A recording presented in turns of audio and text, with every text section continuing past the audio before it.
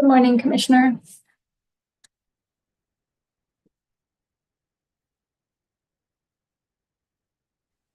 I've got people washing windows. If you hear thumps and bumps, it's because it takes a lot to get windows clean.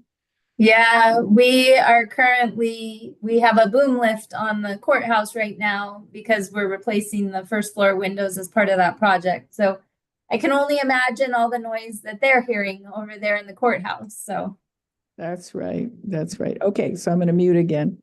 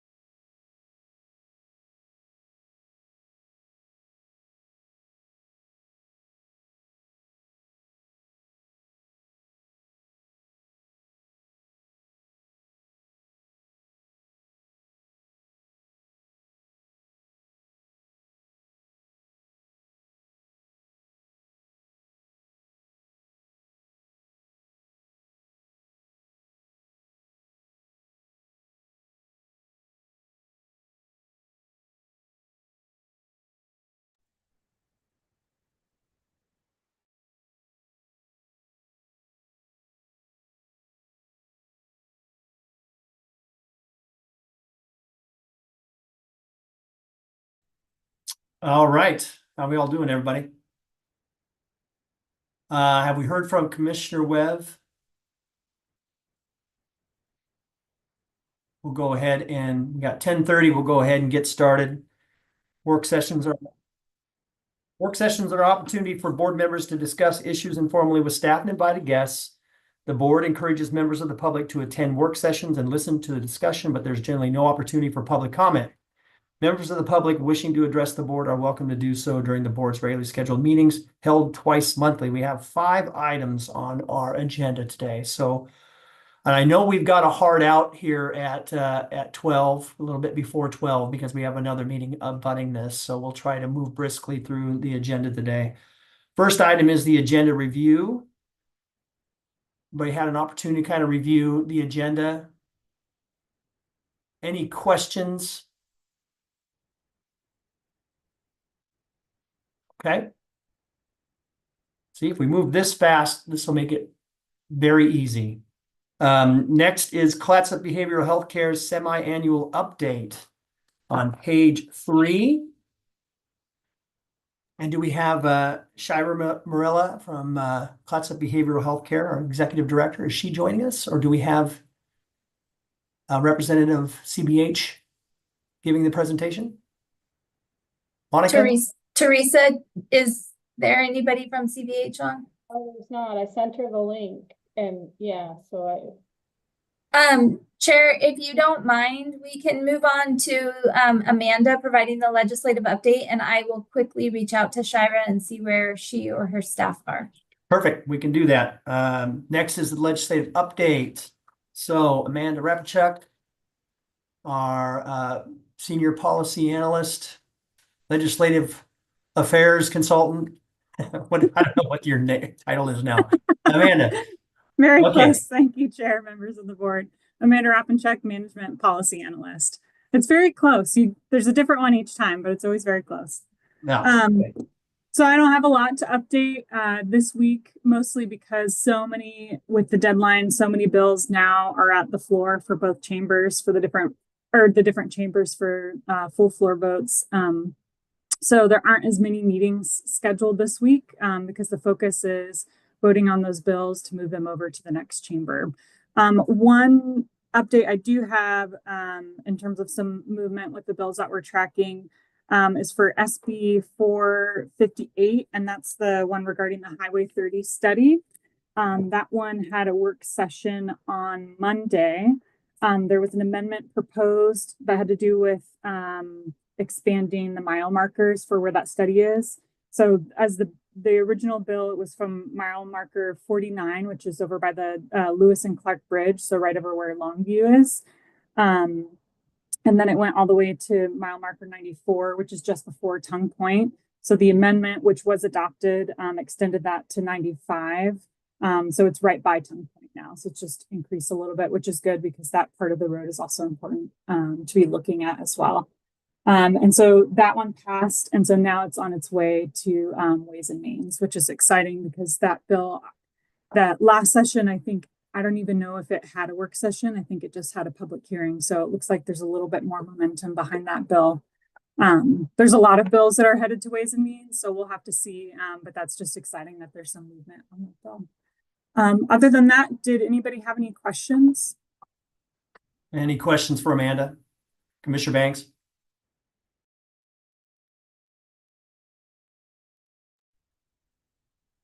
You're still on mute.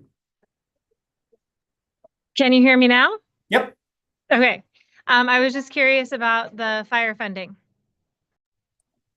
Yes. I know you'd asked about the fire funding and then the wildfire maps. So I did make sure the wildfire maps ones are on the tracker, and that's SB 83 and HB, I think it's 3544. I'd have to look. I can send you an email with those. The wildfire funding, there are a handful of different bills that are looking at different aspects of it. So I can send you an email with those bills because they're kind of very unique in terms of where they're trying to get revenue. Any other questions?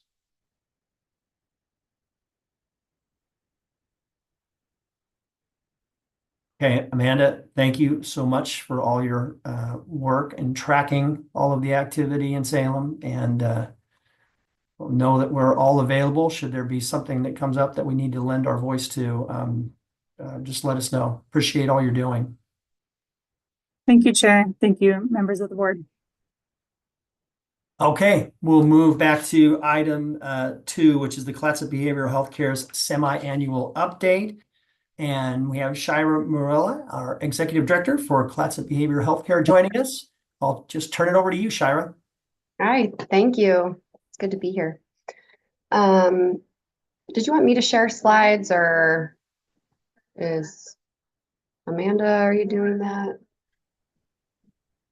Teresa, can she just share? Yeah, you go ahead and share. It's in their packet also, but if you like. Okay. Okay.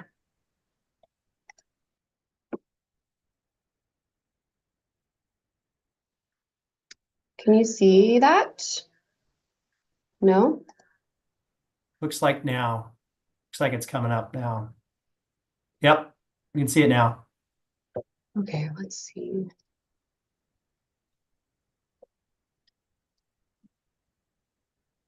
Okay.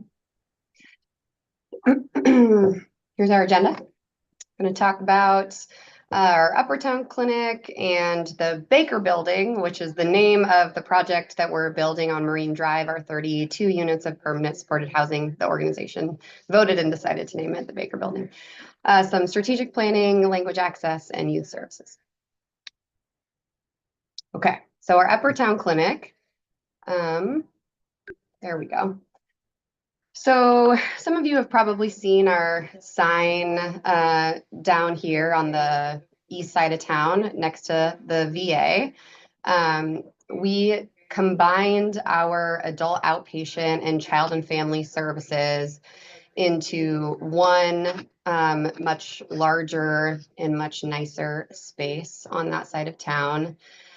It's a totally like renovated, that was the old ESD and it was totally gutted. So it's brand new, totally renovated, beautiful conference rooms, and we have separate lobbies for adults and for kids. So the receptionists kind of share like a long sort of office in the back, but then the lobbies are actually separated up front. which is great for efficiency and also just sort of better for client experience. So if you have not had a chance to go, I would just totally recommend that you just swing by. Just let reception know that, you know, you're county commissioners, and I'm sure they'd be happy to give you a tour. So I'd love for you to take a look at that. We're really proud of this new location. And here are some pictures. Okay, the Baker Building. I already talked about this. Oops, let's go back. So the Baker Building, so we laid foundation last week. You probably saw, that feels like a huge accomplishment to us. And things are on track to wrap up in December. And I'm starting to work with our leadership to kind of streamline our lease up process and just kind of talk about operationalizing and start getting some job descriptions posted for the housing support specialist position. So it's happening. It's pretty exciting. This, as you all know, has been, you know, kind of like 4 years or more in the making of us trying to find the right location for this facility. So just really, really proud of where we're at. Okay, strategic planning. So we contracted with a third-party provider or organization called Managing Results. Jeremy and Marv. Marv is from New Mexico and Jeremy's from Tennessee, and they have spent so much time with our leadership team. We developed 5 different high-level priority kind of buckets for the organization that will be implemented over the next 3 to 5 years. And then we identified specific goals within every priority area. And then last week, Marv and Jeremy were here the whole week, and I was in 8 different 4-hour sessions where we actually identified implementation plans for every goal that's connected to every priority area. So I'm sure you all have some experience with strategic plans in organizations, and sometimes it just ends up being like words on a page. They're really great goals, and maybe it's your true north, but how do you get from point A to point B is often missing in strategic plans. So we hired these guys because of the implementation plan component of what they delivered as a part of their facilitation. And so now we have really, really detailed plans and point people and deadlines to move this work along so that we can actually accomplish our goals and achieve, you know, sort of these higher level priority areas over the next 3 to 5 years. Questions about anything that I've covered so far? I'm not seeing any. Oh, Commissioner Banks. I am curious, do you guys receive federal funding? A bit. A bit like $50,000 or a bit like $1 million? A bit like $780,000. Okay, so I am just worried about number 3 being verbalized in documentation for you guys if you are receiving federal funding. Just because of the current culture that we are working under politically right now for the next 4 years. I'm just worried about number 3 in documentation that could potentially impact you negatively in regards to your federal funding. So I'm just verbalizing a concern. Yeah, I appreciate that. I mean, it's a fair concern. You know, Oregon, OHA and Oregon leadership still remains to be completely committed to diversity, equity, and inclusion. And I have, you know, not been given any direction from the governor's office or from the state to steer away from what remain major priorities for us in our work. Prioritizing diversity, equity, and inclusion is a huge it's a huge area of importance for our organization to continue to help people feel safe and welcomed and accepted, those who work here as well as those who receive care.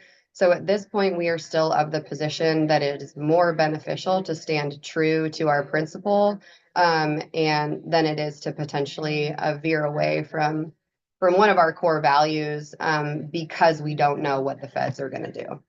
And just a point of clarification, I'm not wanting you to I'm not saying veer away from your core values. I'm just worried about it being like written down in a public document that could be cited where you potentially would lose your federal funding. I know as a county, I don't think that we could ever fill a $700,000 shortfall.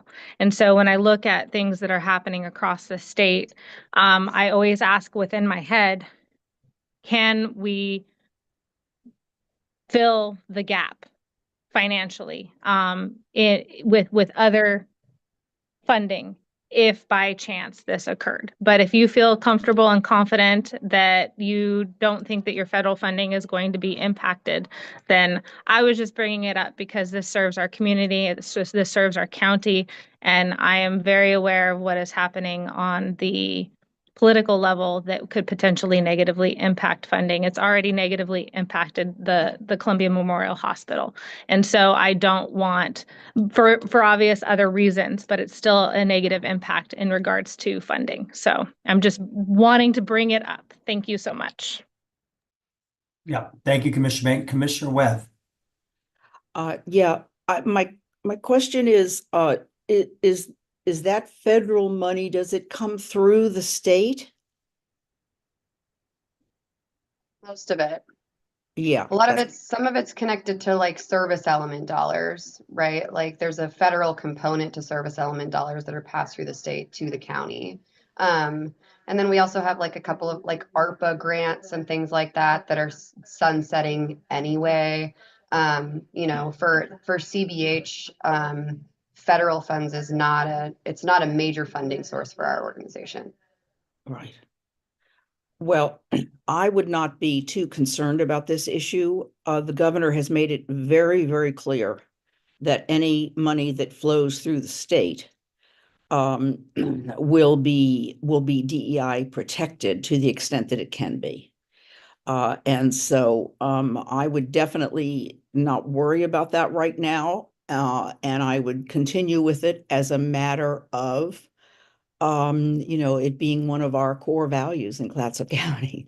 And I think we're going to get pretty vigorous support from the governor's office on this issue for all of our pass-through money that comes from the state or from the feds originally. So I wouldn't worry too much about it. I would definitely keep it going since it's part of our core values. Okay, thank you, Commissioner Webb. Commissioner Banks? Just making a point of clarification that we each are speaking as individual commissioners regarding individual perspectives, and to be very careful to not assign sweeping statements regarding entity values. We need to be careful right now, is all I'm saying. So thank you so much. Yep. Thank you, Commissioner Banks. Oh no, I lost sound. Can you hear me? I can't hear you guys. Can you hear me? I can hear you, Shira. Yeah.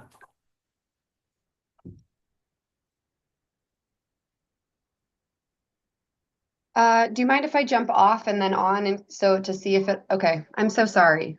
No worries.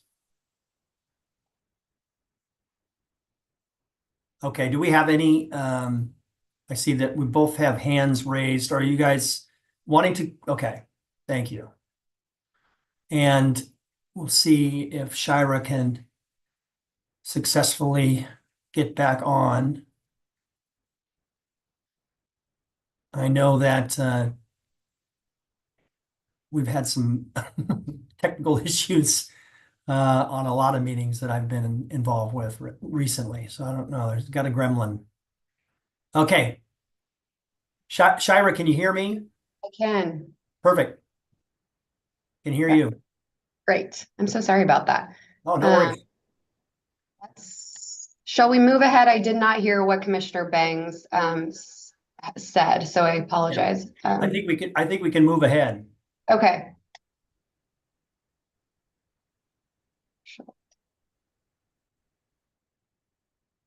Okay. Can you see? Yep. Okay. Anything else on the strategic plan? I will move Not forward. seeing any. Yep. Okay.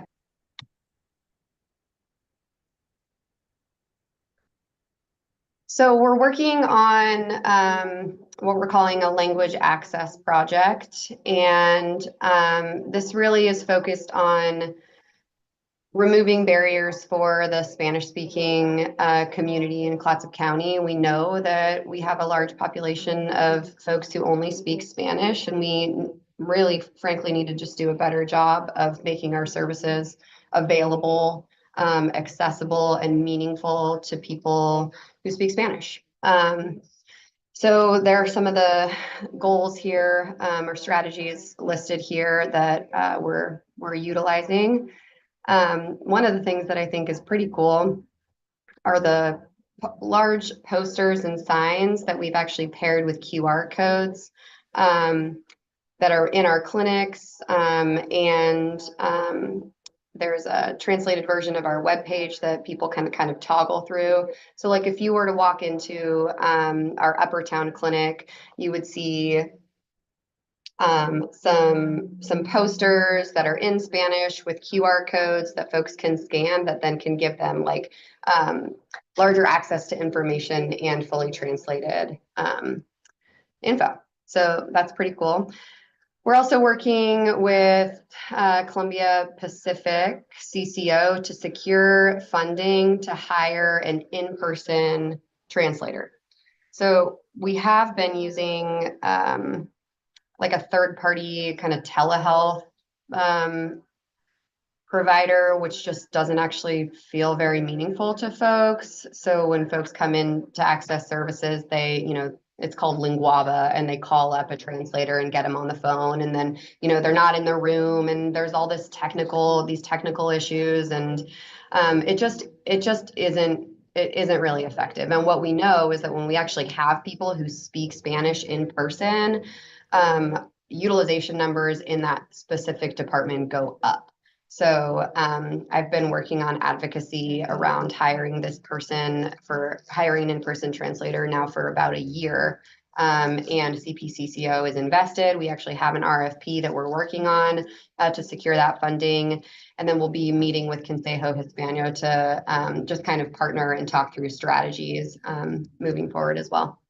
So we're excited about that. Oh, examples of like the QR codes that I was just talking about in some of our clinics. Okay, youth services. I know this is, question. Well, I can wait until the end of youth services Okay. because it's a youth question, so. Okay. I know this is a passion of yours, Commissioner Bangs, as well as other folks. So let's just jump in. So here's some statistics. Child and Family Services are currently serving 250 youth and families in Clatsop County. We have 51 admissions and 50 discharges year to date. We're really proud of the parenting classes that we have implemented. I've actually been working on this for about 9 years, getting really consistent, regular, well-attended parenting support classes in Clatsop County. And we're there. So here's kind of a schedule of some of the classes that are being offered this spring. And as you can see, there's an active parenting of teens class. That's a 6-week parenting class. There's an 8-week nurturing parenting course. And it just provides so many great opportunities for parents in the community, not only to learn and bond, but to connect with each other and develop resources in one another. We will be hosting a connection camp.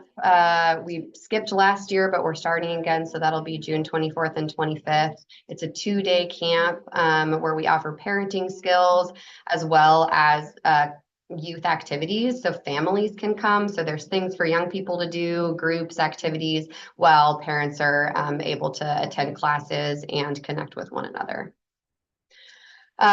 Working really hard to connect my child and family department to my substance use disorder, my recovery services department, and really get those folks integrated.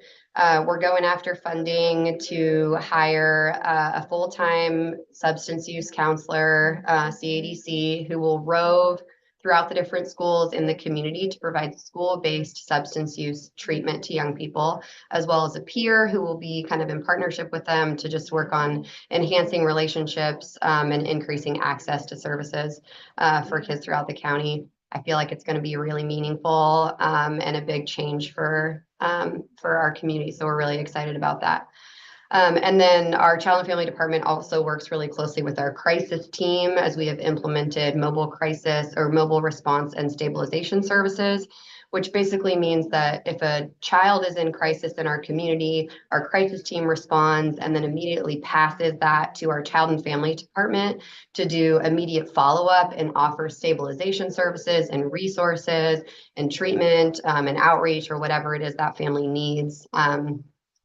For the following like 4 to 6 weeks or longer, if the family so chooses to engage. Okay, questions? Commissioner Thompson had her hand up there. I apologize. Yeah, Commissioner Thompson. Thank you, Mr. Chair. Thank you, Vice Chair. Shira, this is so wonderful to hear all of this. When I'm looking at the family services, my mind goes to foster care families. Are you measuring that element, that dimension of your services? Are we including foster families with kids with foster care? Yes, it's all in the statistics that I showed on the slide, but we're not intentionally tracking the number of kids that we're serving who are in foster care. I can, work on getting that data if that's something that you're interested in. It would just be sort of an administrative task for my receptionist to need to do that. Well, I hate to overload you, but it's such a particularly vulnerable element in our population that we've been in the forefront of indicating our responsiveness to community need. And if we had those data, it might help with further funding. I don't, not to just pass the buck here, but it might be an easier thing for child welfare to track how many of their kids are engaged in services with CBH. But, I can work on that with Tim to figure out what the best way is to kind of get you all that data. Thank you. Mm-hmm. Commissioner Banks. I had a couple questions and a statement. So I'll start with the statement. I love seeing the Spanish stretching to the family and parenting classes and seeing in-person Spanish show up just because I agree that is so very important for that one-on-one communication to not be through an electronic. The South County drop-in location, is that also for pediatrics or is that just for adults? So our Seaside Clinic has been for outpatient for kids and for adults up until kind of now. We're really starting to transition that into another RAC or rapid access clinics like the one that we have here in Astoria on Bond. So starting June 12th, I think is our go live date.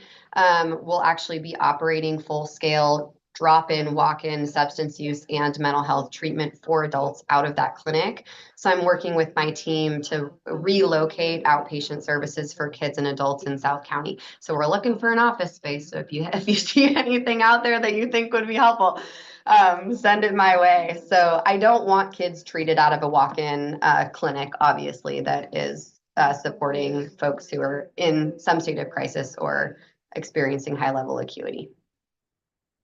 I appreciate that you're looking for a location for those kids. And then the other question I had is more of a possible exploratory for the future. I love the parenting classes that you offer and the child family, touchstone classes. Something to potentially explore is offering not so much as a class of just a drop-in group time for parents who are dealing with children who struggle, either with autism spectrum disorder or other potential learning disorders. A lot of parents feel like they are alone in the struggle, and having some sort of, mental health resource support group offered to them. Maybe it's not even a class, but it's that cohesion with other parents that you spoke about, I think would be really beneficial, especially as we potentially could get in touch with the different school districts and create a support system for these parents, because a lot of parents have a lot of questions. Like, we send our children to counseling, but we don't often go to the same resource because of age and stage of the child, and so we are kind of left in this gap as parents on how can we support our child further. They're receiving all of this stuff through counseling and through services, but somehow the parents want to help. I mean, I would assume most of us do as parents want to help. And so there's that little itty bitty gap for us that maybe we could possibly fill as a community. So anyhow, thank you. It's a great suggestion. I wrote it down. I will follow up with my directors. Commissioner Wakula?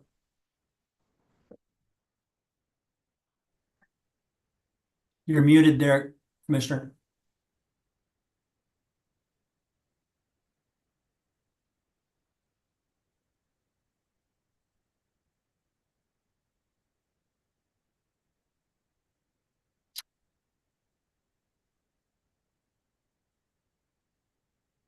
Yeah, unfortunately, we don't have any audio. Teresa, are you able to see if you're able to unmute him on your end? His mic isn't showing as muted. Right, his mic is showing unmuted, so I'm not able to do anything on my end. Okay, thanks. You might have to try to rejoin, Commissioner Wakula. We're not getting any audio. Commissioner Thompson, did you have another question? Okay.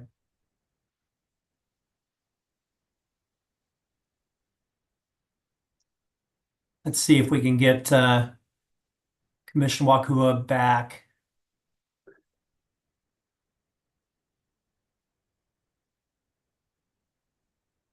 Commissioner Bangs? I just want to take a moment and say this definitely highlights why having a Spanish and person speaking with people is probably important, because these electronic breakdowns happen all the time. Sorry, I just figured I'd fill some empty space. No, thank you, Commissioner Bangs. And I can certainly echo Director Marilla's comments about Linguava. What is it, Linguava? Linguava. And I know that the hospital has experienced the same issues. Mm-hmm. Commissioner Wakula?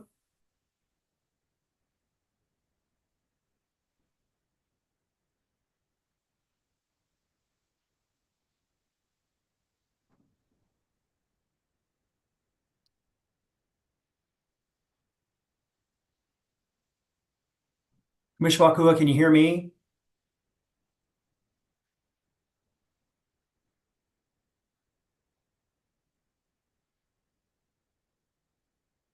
Can you hear me now? Yep, got it. Go for it. All right. Sorry about that.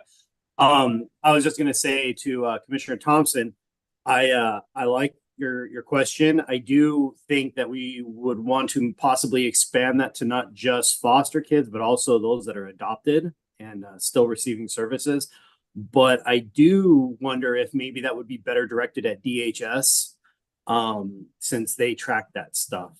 And I just my hands-on experience with DHS and my adoption process has maybe been informative enough to think that they should know that information. So I don't know who to necessarily reach out to over there, but I'm sure we could probably find that information out from them pretty easy.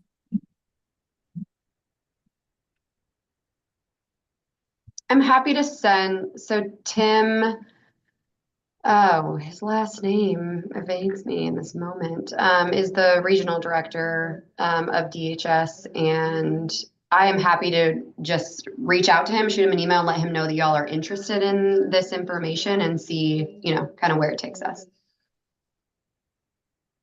Yeah, good question. And thank you, Commissioner. We have any other questions or comments?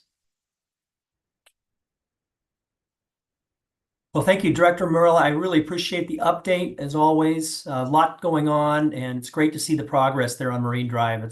I love to go by every day and see something else happening. So congratulations on that. Thank you. We appreciate your time and your support. Thank you. We'll go ahead and move on to the next item, which is the comprehensive plan update goals 16, 17, and 18 overview. We have David Cook, our senior planner, and Garrett Phillips, our Columbia River Estuary Study Task Force liaison, who's been working on this for the housing. So I wanted to go ahead and turn it over to David. Welcome. Great. Thank you, Chair Quila. I am going to attempt to share a PowerPoint presentation here. So let's just hope it works.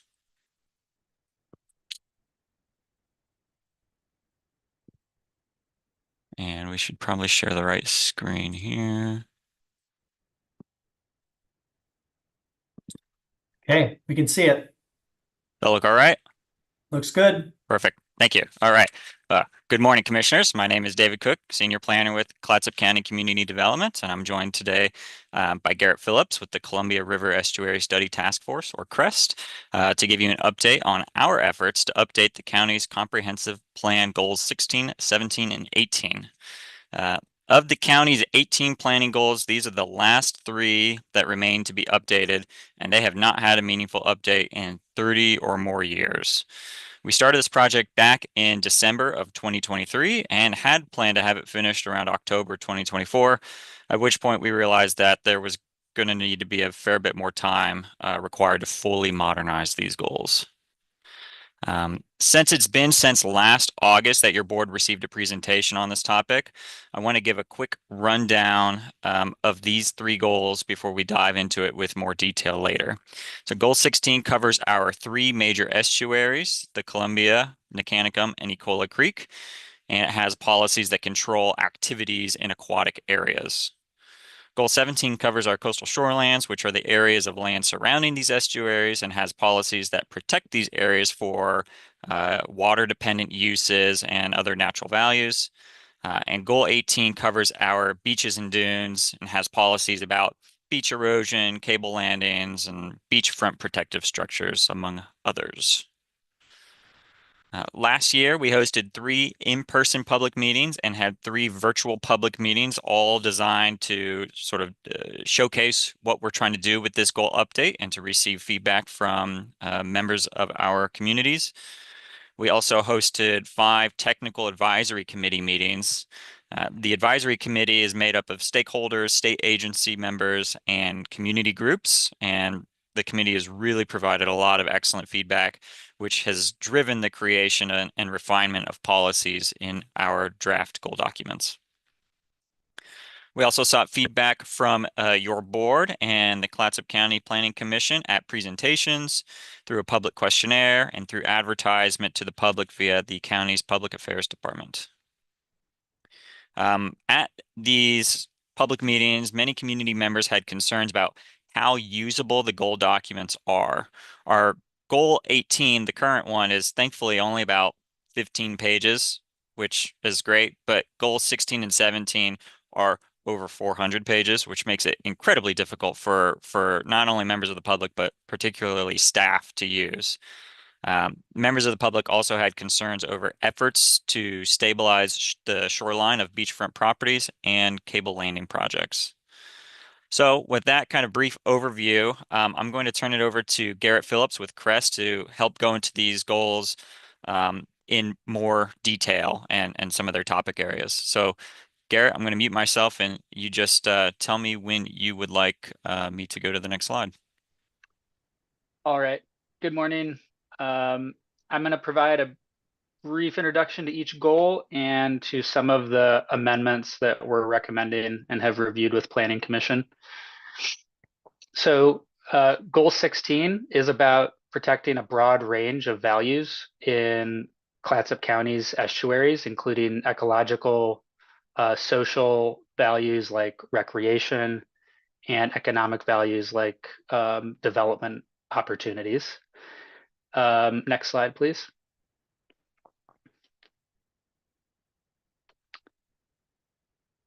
Goal 17 goes along with goal 16 and 18, and it also protects a broad range of values focused on lands and wetlands that are adjacent to the estuaries and some of the beach and dune areas.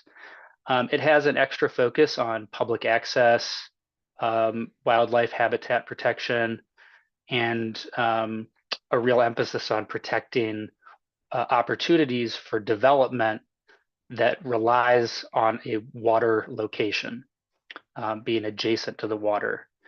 So that's a little overview of goal 17. Next slide, please. So in terms of the amendments that we're looking at for goal 16 and 17, some of the topics that they touch on include dredging and dredge material disposal, public access policies, and mitigating for impacts to estuarine resources. In terms of the nature of the amendments that we're looking at, many of them involve consolidating existing policies that are repeated more or less 3 times for each estuary in that 400-page plus document that David referred to, so that they aren't restated over and over again.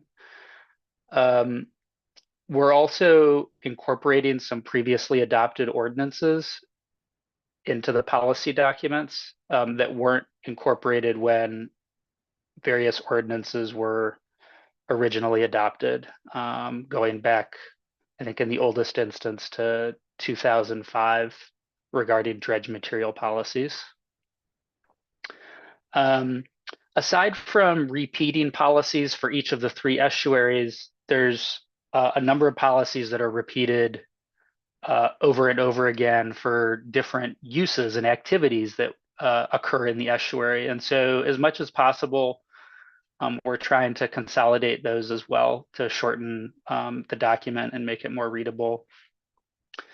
There's also some outdated policies regarding uses that have not occurred in a long time, such as log rafting. There's been some new state laws and changes in state guidance, and that's a real emphasis. We want to make sure that we're up to date with state laws and state guidance. And we're considering future changes in weather and water levels, and have included some new policies that ask applicants to identify future weather and water level scenarios and how those would interact with developments that they're proposing. Next slide, please. For goal 18, turning our attention out to the beach and dune areas of Clatsop County, goal 18 is about protecting a wide range of values out in the beach and dune areas, definitely an emphasis on recreation and public access, and hazard reduction in terms of dune stability to avoid erosion impacts and wind-blown sand impacts to development. Next slide. So again, with goal 18, some of the topics that the policy changes are touching on include cable landings, beachfront protective structures, and other methods for managing erosion, and dune stability in relation to activities like dune grading or ecological restoration projects. In terms of the nature of the changes that we're considering, again, we're trying to respond to changes in state law and guidance. For goal 18, there's been a couple of new guidance documents that have been published by the state to help local governments with their policies on erosion management and on public access. So we're trying to respond to those. like with goal 16 and 17, there's policies that are considering future changes to weather and water levels. And some of those also touch on policies related to geologic hazard reports that are completed by applicants in the beach and dune environment. I think a common theme across both all three of the goals is that there's really when it comes to the weather and water level changes is we're definitely inviting applicants to describe future scenarios and consider them using their expert consultants to inform county decisions and make sure that they can be the best that they're going to be. And I think we'll go on to the next slide now. So we presented last week to the Planning Commission, and some of the topic areas in our brief conversation with them that they touched on included for goal 16, 17, and 18, policies related to sea level rise in terms of the information that we're asking for in geologic hazard reports. And also there was some extra interest in the new policies that we're proposing to respond to future cable landings should ever one be proposed for Clatsop County. And I'm going to turn it back over to David to, I think, say something about the agenda packet and the time we have left today and next week as well. Great. Thank you, Garrett. Yeah, so I wanted to briefly go over the table summary that was included as attachment A in your agenda packet. It's pages for agenda page 24 through 131. And I'm sorry about that. I know it's really long, but it's also really comprehensive. But it is a summary of our goal policies that we are that were proposed in our most recent draft. And really what we're asking your board to do is I guess one of two things. You can read through the individual policies within that table summary and give us your feedback on those policies, or if you'd like, you can give us feedback on these topic areas in a more general sense, and in whatever way we can include those comments into our next draft, which will go to the County Planning Commission in June. We will do that. So I'll stop sharing here. The agenda packet, the table summary included in your agenda packet has 3 columns that describe what goal the policy is included in 16, 17, or 18. It describes the draft policy, and then it states how that draft policy is different than any of our existing policies, and then gives sort of a brief reason why we're changing that policy, whether it's, to be in compliance with the state's more updated requirements, or if it was included as a request from a stakeholder.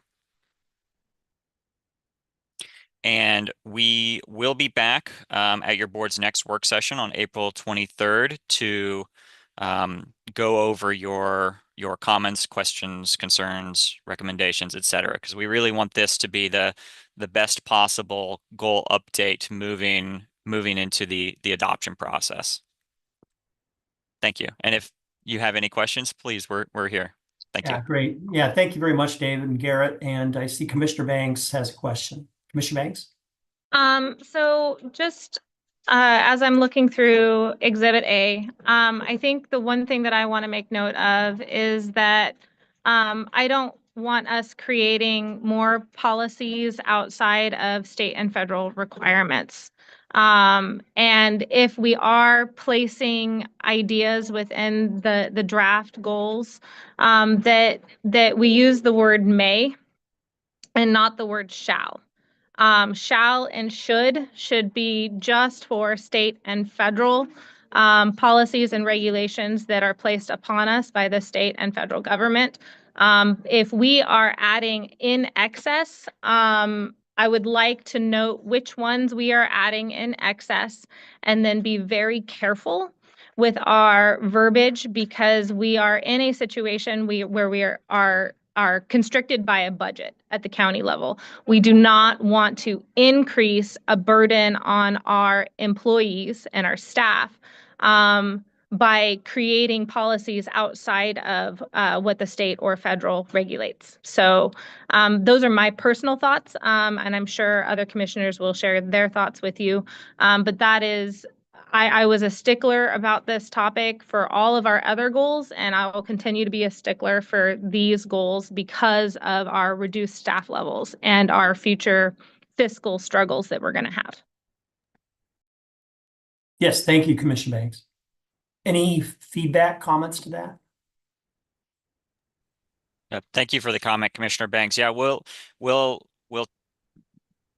identify those policies moving forward. We'll identify, what's a state/federal requirement.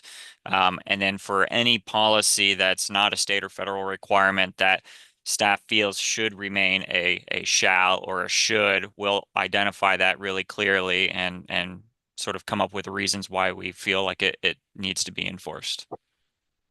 Yeah, I think that would be very helpful, and I think that's a good suggestion, Commissioner Banks. Thank you, David. Commissioner Webb. Yeah, forgive me for cruising in and out visually. I have a very, very, very bad cold, and I don't want to subject you all to my sneezes and other things. But it might be worth asking Commissioner Bangs to meet perhaps with Gail or one of her staff. In Oregon land use law, the issues in comp plans, the may and shall and all that has been litigated substantially in the last 50 years. And it takes a great deal of expertise to understand when those words can, should, and shouldn't be used.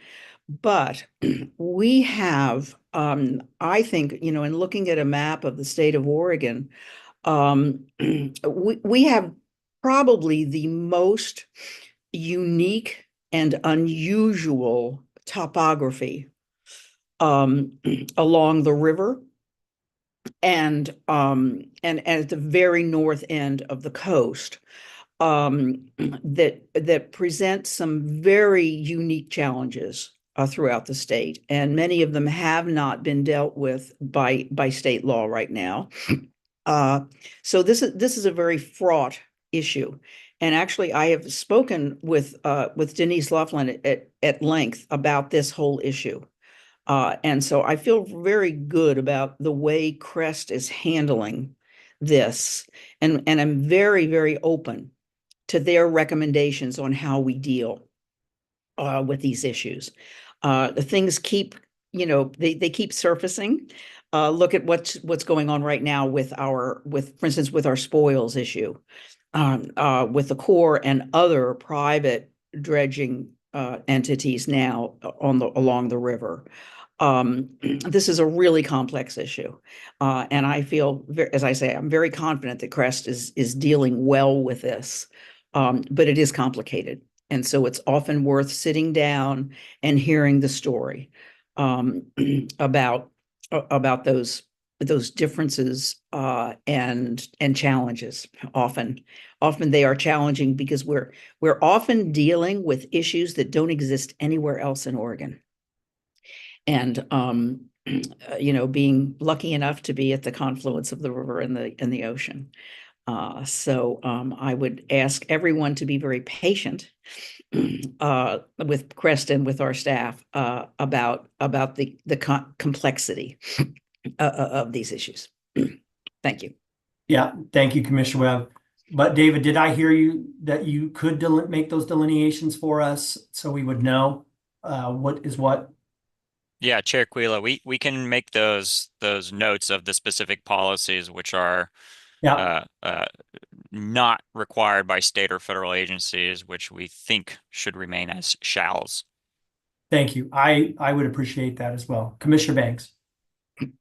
And just a follow-up, if the thought is that they need to be remain as shalls, I would like a follow-up of what scientific evidence, what study that is supporting that observation that it must remain, or it must remain a shall or a should. I would like to have the scientific research to back that decision, because with every decision we make as a county, it has a fiscal equivalent. And so, and it may not be a fiscal equivalent for us, but it will be a fiscal equivalent for someone. And so I understand the complexity of the topic at hand, and am just asking for more before we as a commissioner approve something, because I've seen other agencies approve things that they probably should have had more information about before they approved them. One, we have had a negative impact on in regards to the habitat conservation plan. And so I just want to do my due diligence with a complex issue and make sure that we're not passing any burden that doesn't need to be passed. So thank you. Yeah, thank you, Commissioner Banks. Any other questions?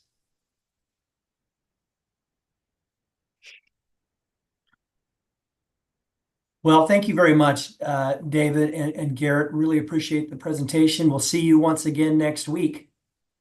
Thank you. Thank you.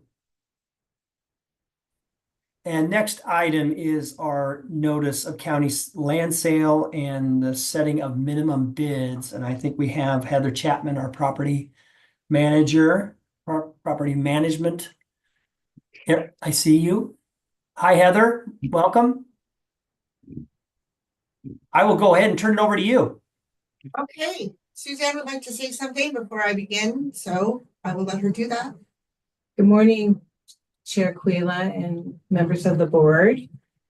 I've been working a little bit in my retirement on property management, so I wanted to update you on where we are with property management. During the past 3 years, since Serpa's retirement, and can you believe she's been gone 3 years? No. Monica and I, with stellar assistance from our county manager, Public Works, and our legal counsel, have been performing what I like to call incident management. This included a few private sales of property, vacations of streets, deep dives in property suitable for our housing crisis, many dangerous trees, the Pioneer Cemetery management, parking agreements, HOA dues at Fishhawk, and then Tyler versus Hennepin, which is also now known as House Bill 2089. What we haven't completed during this time is a public auction of surplus properties due to anticipation of changes with Tyler Hennepin, my retirement, and deciding how we were going to replace property management. So we now have a new position that is split between A&T and property management, and under the direction of the new director, Heidi Tandy. So I just wanted to kind of give you a brief update and then turn it over to Heather, who I'm extremely happy to have as our new property management administrator, cartographer, and I'm going to turn it over to her now to ask for your authorization for a sale. Good morning. Hi, can I just say something? It's so good to see you, Suzanne. And every time you try to get out, we pull you back in. So we're so glad that you're continuing to assist, and your knowledge is invaluable, and your hard work over decades is very appreciated. So thank you very much, Suzanne, for all you're doing. Thank you. My pleasure. All right, Heather. Good morning, Chair Quila and board members. I'm happy to be working in this position. I started at the county 12 years ago in the clerk's office. I moved to taxation and then to cartography and now into property management and cartography. So I have a lot of experience with deeds, any kind of record you would need, I've got it. So today we want to talk about having an auction. I don't know if you have the attachments that I sent in the agenda there. But I guess first we would just like to start at the very top of the list. I'm going to share my screen here. And we do have them in the agenda here. We have each of Okay. them. And Yeah. forgive me, this is my first time really using Zoom, so I'm going to do my best.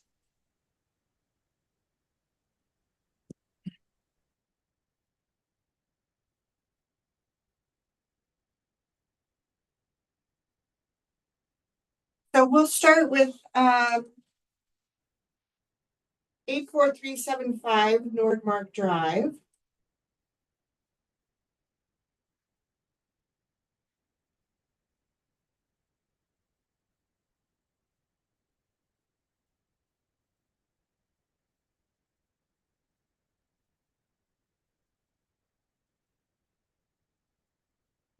I can get the web maps to work.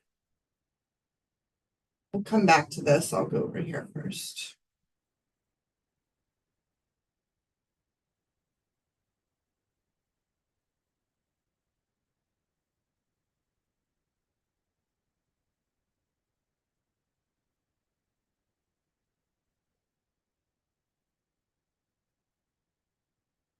So this property we don't have any pictures for. This is or wait, do we? I'm in there. There we go. Okay. So this property we took in foreclosure in 2021, I believe. This is a large parcel. It's 2.91 acres. It does have a manufactured home on it and some outbuildings, this being one of them. I believe this used to be a Dairy Gold housing facility. So they used to transport their dairy goods and hold them in this outbuilding and then transport them further for distribution. These are some older pictures of the property. I'm sorry, I can't really make these any larger. But there's the outbuilding here. I think this was a house. So here's a house, part of that. There's the outbuilding that they used to use for distribution, and then a manufactured home.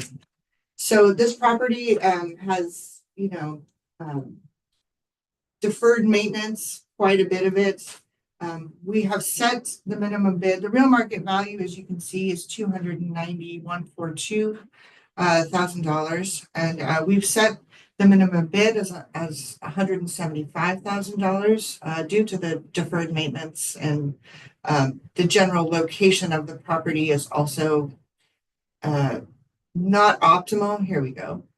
I don't know if you know about Nordmark Lane or have dealt with this before, but there's many properties here with deferred maintenance. The map is also askew. As you can see, there's several encroachments onto other properties here. So that would all need to be fixed for somebody, possibly, if they wanted to develop this property. So do you have any questions? Any questions? Commissioner Thompson. Well, thank you. This is kind of in my neighborhood in a way, because it's been an eyesore for a while. Is there any chance that someone can redevelop this property? Suzanne, I don't know if you've got an opinion on that, but I'm curious about it because I've eyeballed it for years.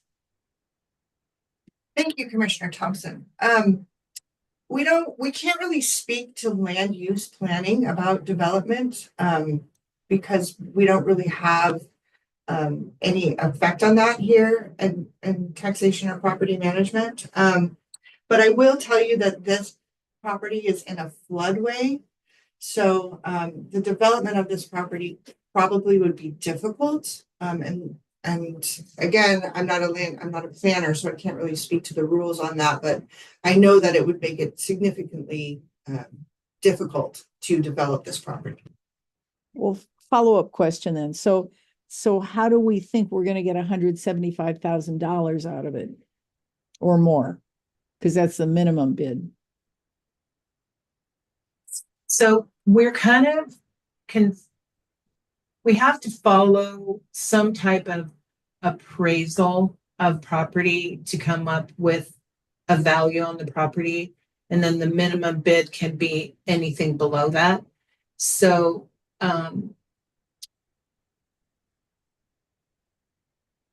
you can say, you can be the one to tell us in this that we need to reduce that minimum bid. And we would be fine with that. But we're just kind of, the law requires us to come up with an appraisal, but you have the authority to sell these properties for pretty much any amount. Well, I would love to get as much money as possible. I don't want to do anything to deflate the value of it. I'd love to see it used creatively and be of benefit to the tax roll and to the community in general. I'm just trying to explore that a little more, and I don't have a good answer for that. I don't see any reason to change what you've suggested or what you've stated here, rather, as $175,000 as the minimum bid. I hope we get that and more, and I hope something, as I said, of community and economic benefit goes into that property. Thank you. If I may, Chair and Commissioners and Yes. Heather and Suzanne, just to also, this is the minimum. And so if we do go out, we can bring it back if we aren't getting any interest. We also want to be cognizant of the fact that if we currently have some code compliance challenges on this property, if, and this has happened to us in the past, if you do just go for the bare minimum to just get it off of the county's books, that doesn't necessarily mean that somebody's going to come in and develop it and clean it up. It just might create some new code compliance challenges. And so this is just the starting point, and we can always bring it back to your board if we do face some challenges as far as getting it off of our property list. Yeah, thank you, Assistant County Manager. I see Commissioner Wakua has his hand up. Commissioner Wakua. Thank you, Chair, and thank you, Assistant County Manager. That was my next question is, what happens if it doesn't get bid on? What's the turnaround for it going back to auction with a new price point? And then I think you mentioned my other concern, which is if we create too low of a minimum bid, what kind of attention would that draw potentially? And, we understand there's going to be challenges with this. So you almost want to have somebody that's going to be able to afford the renovations needed and deal with the code challenges associated with that type of property, a very unique one, by the way. Thank you. Yeah, thank you, Commissioner Wakua. And there are adjacent properties here that have to be, could be impacted on messing around with that minimum bid as well. Commissioner Webb. Yeah, I guess I have a question and a comment. The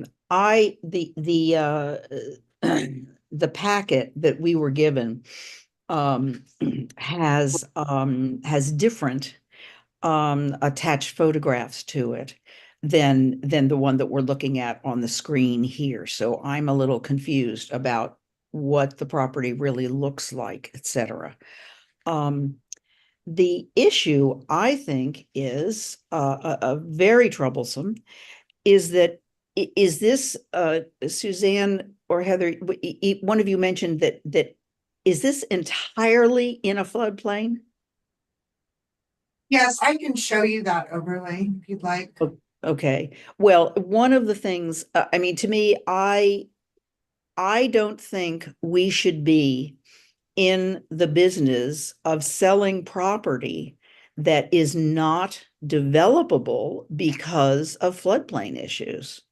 I think that's a kind of a slippery slope for the county to ever be on. So I just would caution that, as I say, I don't think we should be in the business of selling property that's in a floodplain. Now, depending on the floodplain, it may be developable. So I would be that would be an issue that I would be very careful about, and would certainly talk with our attorney about what our liabilities might be when we're facing something like that. Okay, thank you, Commissioner Webb. And I will say that this is in the packet, page 141. So if you want to reference this agenda item number 5, it's actually pictured there. And I would think that the buyer needs to do their due diligence on purchasing this property. We have surrounding neighbors and development. So I just think that is something that we have to consider when we're putting these up for option, that people need to be able to make their own decisions on purchasing. Commissioner Thompson. Oh, thank you. Thank you. I'm sorry. I didn't realize that was the same photograph. Yeah. And so I do understand a little bit better. However, private entities who sell property in Oregon are constrained a bit by the possible uses of the property. And yes, it is up to the buyer to make a determination of uses, but I think there are still hazards about how open we want to be about inviting this kind of public response. Thank you. Okay, thank you, Commissioner Webb. Commissioner Thompson? Well, yes, and carrying on the conversation that we've all begun here, my email inbox has regular missives from constituents who say, commissioners, please do something about the people who are squatting on land and don't have septic and do have substance abuse. And so I don't know how we can balance effectively dealing with these pieces of property, whether they're vacant or, I'm sorry, whether we're owning them, whether they're foreclosed or owned by someone else. But the whole larger issue of the attractive nuisance and the community blight that we're experiencing now is something I'd like us to put more attention on that. I'd like us to talk about that at a work session. It's a continuing, in my district anyway, it's a continuing issue. And I'd like us to collectively have a more concerted approach so that we have, if at all possible, an expedited response so that these blights don't continue to. Can you have a flourishing blight? Is that an oxymoron? I don't know, but we've got problem areas and I'd like to see us address them more quickly and more capably. And I don't want to create another one. Thank you. Yeah, thank you, Commissioner Thompson. Certainly a discussion that we can have in a work session. How do we feel about this property in particular? Do we feel okay with the minimum bid and going forward? Yeah. Okay. Give it a shot, see what happens. Sounds good. We have 20 minutes. Actually, I think we got about 15 minutes left. Thank you, Chair Quila. Can I just address Commissioner Huakua's question about what happens after? Yes. When we don't sell a property at auction, we then have the capability to sell it at private sale for 15% of the minimum bid. So this is actually, if none of these properties sell and we go, it gives us the capability to then lower the price and then do a private sale. So we can put them online for private sale. We can do a sealed bid process. We can, there's many things, but this auction process just gives us then the freedom, if they don't sell, to kind of make different choices with them. So,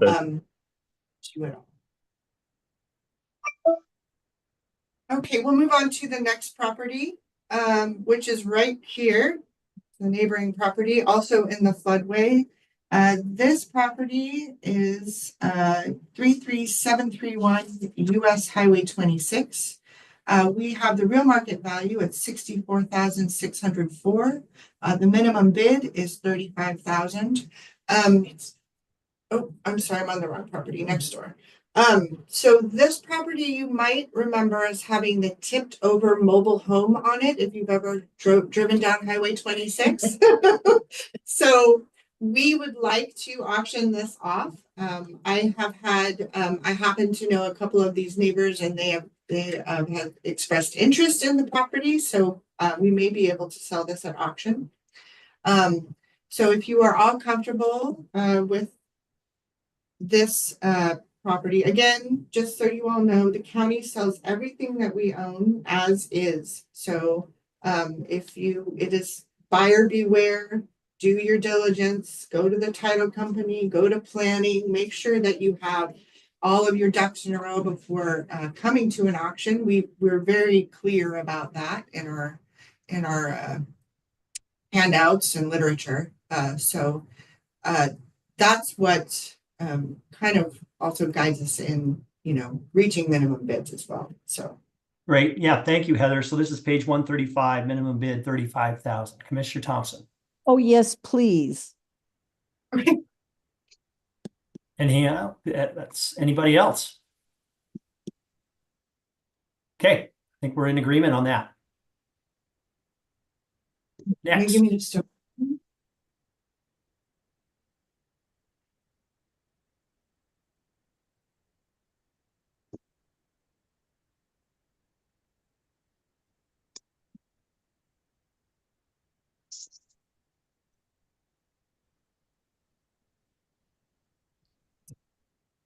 Okay, so as you can see here, this property has a home on it. I'd like to show you some further pictures, so give me just 1 second.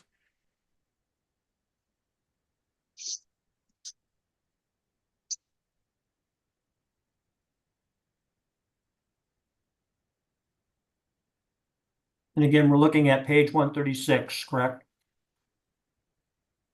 The agenda. Correct. Yes, this would be 82080 Red Bluff Road. Okay. So this has, again, much deferred maintenance. This property used to look like this, very cute, out on Red Bluff Road off Highway 26. You might be familiar with the Tom Fox property that we took title to. It is on that same road. This is what it looks like today. It's had some squatters in it. Clearly, we have posted it, no trespassing, that we now own it. It looks like someone just simply got up and walked away. The house is full of debris. As you can see here, there was a bed, there's a couch over here. So it's clearly been abused. The outbuilding used to be right here, as you can see in this picture, no longer there. But this is something just due to liability that we would like to, sell at auction. It would be really great. I think someone could do something with this property. It is in a subdivision, so it's, a buildable lot as far as we know. And we have set the minimum bid for this at 55,000. Any questions, comments, Commissioner Thompson?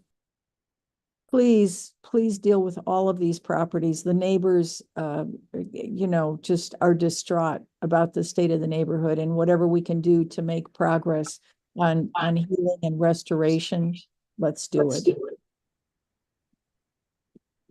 Yep, I agree. Thank you, Commissioner Thompson. Any other comments, questions? Commissioner Webb? Yeah, I have a question. Is it ever worth the investment for the county as the owner now, for instance, to demolish buildings or to make it a more attractive purchase? Is that okay? Is that in the process? I'm sorry, I'm not very familiar with with this process. Thank you, Commissioner Webb. So yes, we have done that before. We had a property on G Road that we had a solid waste issue. So if there are properties in where there may be hazardous materials, we do like to try to clean those up. For instance, we had, well, I'll just take, it's on the same road, the Tom Fox property had a solid waste issue with hazardous materials. And we have received a grant from the state for $75,000 to clean that property up, and then we will auction it off. But it does cost a significant amount of money to clean up properties, particularly with hazardous material situations.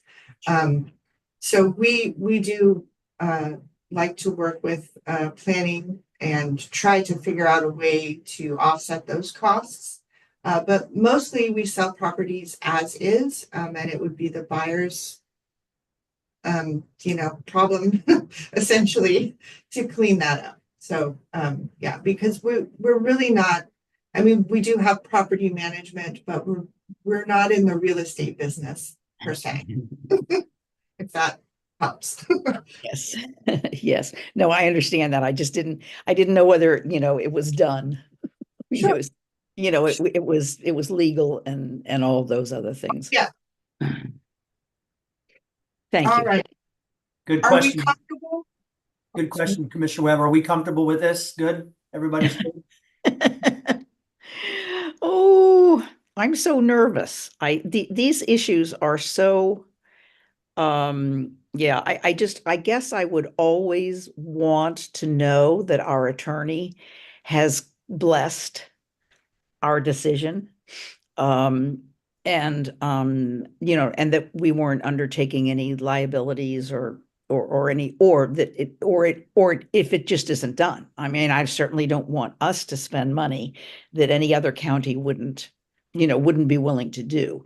But If I may share, just Yeah. to kind of help with Commissioner Webb's question. So part of the categorization process and bringing all of this to you is we have a categorization committee, which includes our county council. And so and includes planning, surveying, public works. Okay. And so this committee vets a lot of these questions. And so what we're bringing to you is after these conversations. And to Heather's point, we have in certain situations cleaned up the properties, but there is a lot of cost associated with it. And in many instances, we can't then recoup that cost even when we sell the property. So.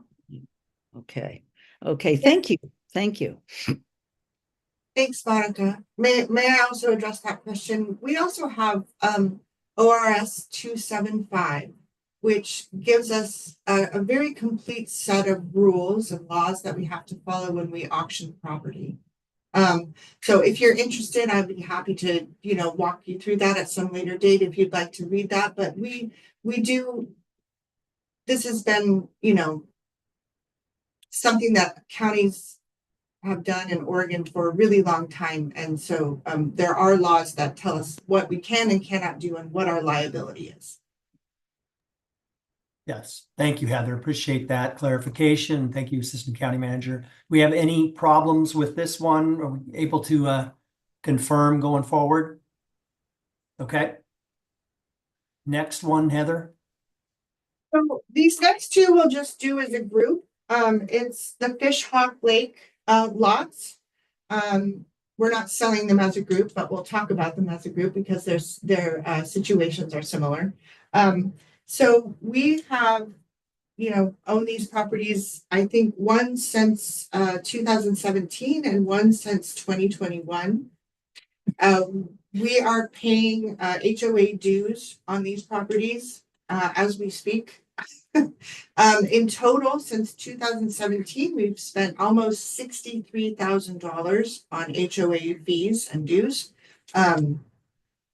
So we in part, and this is why we've chosen these minimum bids of $1 because we would like to stop paying those HOA fees.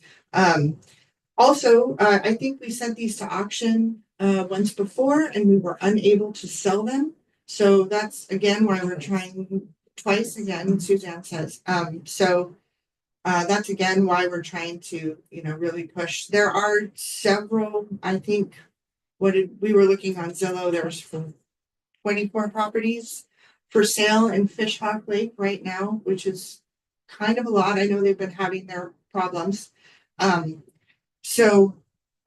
of these, the topography is very bad. I think it would be, and that would be 71906 North Shore Drive. The topography on that is very poor. Probably would be hard to build upon. 71459 Fishhawk Road is in better shape with regard to the topography. But again, it might be hard to sell these even for $1, but we would like to try. Yeah, thank you, Heather. So they're 138 and 140 on the agenda. Commissioner Thompson? Thank you, sir. I want to mention that Commissioner Garrett from Columbia County at the Association of Oregon Counties on Monday mentioned that their county council thought that the pending legislation we have could be retroactive and Clatsop County could get some money back. So if I say that in front of Monica, I'm pretty sure that the assistant county manager will be on that, like white on rice, as they say. In case that legislation passes, we may be able to get our money back. So I'd like to have that just on your radar screen. Thank you. And please, let's get rid of these. Yeah, thank you, Commissioner Thompson. Yes, the HOA legislation is big. Commissioner Wakua? Yeah, I was just going to say I'm for selling these properties. I think it's unfortunate that we've had to spend so much on our HOA fees just to recoup $1 potentially. My concern with, the one property being undevelopable with the 24 properties up for sale already is going to create no demand for this. And so, I'm excited about the potential of the HO fee reimbursement, but would the county have any other recourse moving forward if it doesn't sell and the HO fees aren't retroactive? Are we just going to continue to bleed money on this? Is there no way to come to an exception to this specific HOA fee, or to part with this property one way or another? I don't know anything about that, so just worth asking. County Council? Thank you, Chair. Getting myself off mute there. Can you hear me? Yep. Yeah, I just wanted to answer. I mean, that's really the purpose we've gone down this road with trying to get the legislation passed, because really, Commissioner Okua, there really is no way for us to get out of this. Really, the only thing that we discussed that might is basically us not paying that fee, but that could lead to some credit issues, and it just doesn't look good for the county just not to pay the HOA fee. So unfortunately, without that legislation going through, there's not much that we can do to offload this property unless we can find somebody who's willing to buy it. Understood. Thank you. I know that's why we supported the that movement with the legislation. I was just curious, so worth asking. Thank you. Yeah, thank you, Commissioner Wakua, and thank you, County Council. Are we okay with this? Okay, Heather, both of those properties. Yep. We have 5 minutes, so I think we'll make this quick. This is property basically on the corner of Avenue U and Roosevelt Drive in Seaside, kind of across the street from Les Schwab there. The real market value for this property is $133,009, and we have the minimum bid at $75,000. I'll just pull this up really quick so you can see pictures.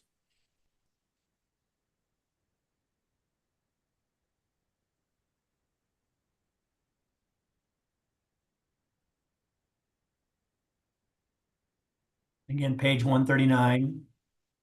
Yes, thank you. So this is a pretty old picture. This is what it used to look like. Over the years, it's had, much deferred maintenance on it. Someone did buy it and then tried to, clean it up a bit, but was unsuccessful. And it went back into foreclosure, and we took title to it, I think in 2020, something right around there somewhere. The city of Seaside has been asking us of what we're going to do with this property, which is why we included it in this this round of auctioned properties. They would like to see this portion of their city, beautified. I guess that's what you call it. They're working on beautification of the south end of Roosevelt Drive. So we are putting it up for auction. I know the neighbors here, you can see this is two separate lots. So this is its own lot here, and then this structure here is on a different lot. The people who are rejuvenating this building are also interested in this building. So we're hoping that maybe they'll come to the auction and want to buy it. Yeah, We thank have you. the minimum bid $75,000. Do we have any questions or comments on this? Are we in favor? Okay. And then County Council, do you have your hand up, or is that just from last time? Yeah, okay. Yeah, sorry about that. No worries. Okay, I think we're in favor. All right, thank you. I'll move on to the next. This is property is 82396 Vine Maple Road. This is also in a subdivision. It's also a buildable lot. It does have deferred maintenance. There are several cars on this property, an RV. It looks like the living structure was possibly this, which is a shack. So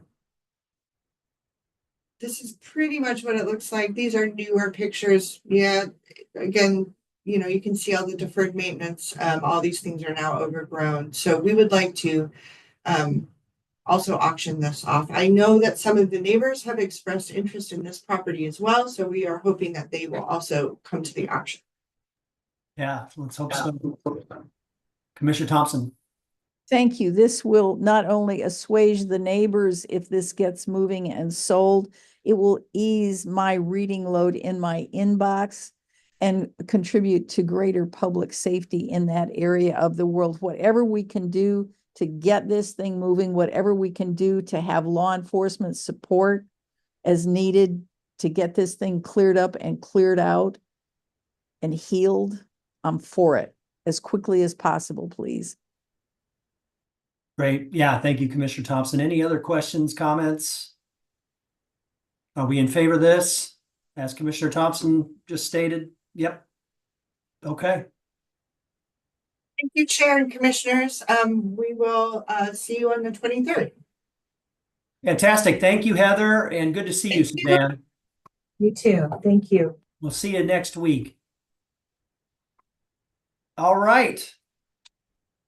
That was the last item on our agenda. So if there's nothing else, we'll go ahead and adjourn, and hope everyone has a great rest of your Wednesday. Take care.